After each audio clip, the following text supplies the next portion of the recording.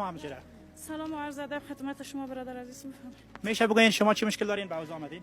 برادر ما یک مشکل حقوقی و خانوادگی داریم که نمی شوهر خواهرم هر چند وقت بعد سر همشیره معامله میکنه و میزنشه و اولین بار از که ما در اوضاع آمدیم یک قسم یا برخورد نیک خوبه که ما حتی در دوران جمهوریت هم قسم یک چیز ندیده بودیم. تمام این بیادرای امارات که ما را میبینن گوشه گوشه میرون، یعنی سابق که بود چشم چرانی و تا چیز بود، حالا نمی تک تکشان دانه و دانشان موضوع ما را به موضوع ما رسیدگی کردن که موضوعتون چیست، هدفتون چیست، چطور آمدین، به خاطر چی آمدین. یعنی بسیار من چیز نظر از اموره چیز از اموره یعنی با واقعیت عدالت تامین شدگی است.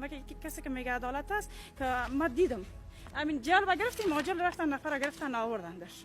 چقدر وقت شده که این مشکلات در فامیل شما بود؟ 3 ماه شده از 2006 دینمی 3 ماه چیزی که ضرب شت میکنه بوده سر زیادم کرده. باز گفته که تو در فامیلت نگو، در خانیت نگو، آل امارات اسلامی گپ مرد است، در حال که قسم یک چیز نبوده. ما این آمدیم در امارات اسلامی، امارات اسلامی کسی بود که عاجل جلب داد نفر گرفت آوردشه و این جامعه نمیشه در پیش نگاه کرده و این آدم یک قسم خود شهروند انگلیس هست.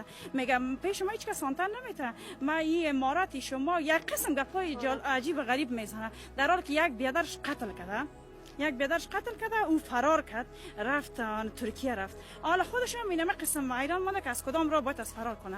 خوشبختانه که حالا جلب روان کردیم گرفتن داوردن. چند درصد مشکلتون حل شده؟ تا فعلا فکر میکنم شاید 50% یا شاید هم 30%، یعنی مرحله اولش بوده. از رویه امارات خوش هستی؟ واقعا من بسیار زیاد خوش هستم به خاطر از اینکه امریکا آمدیم یک قسم خدا گوشه گرفتن، یکی دوم دیگه که بسیار احترامانه مؤدبانه امروی ما برخورد کردن.